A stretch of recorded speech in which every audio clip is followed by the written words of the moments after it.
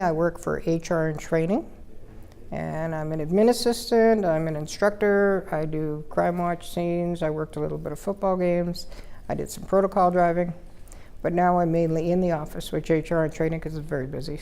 I get to leave very often. I was 12 years old actually, and I saw a girl walking down the street in a uniform.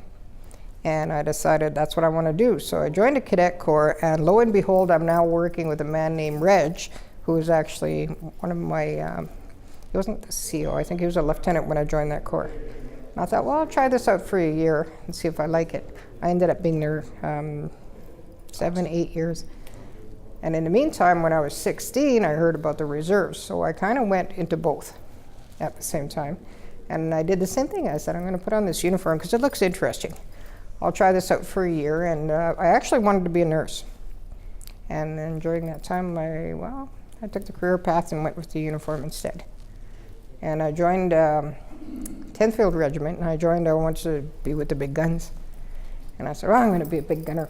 And they said, no, you're a woman. You have to be in finance or administration.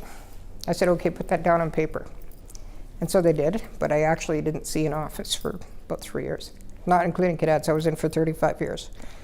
And 27 of those years were full-time filling regular force positions. Several of the people that are in Commissionaires I worked with during my military career, and they kind of said, come over here.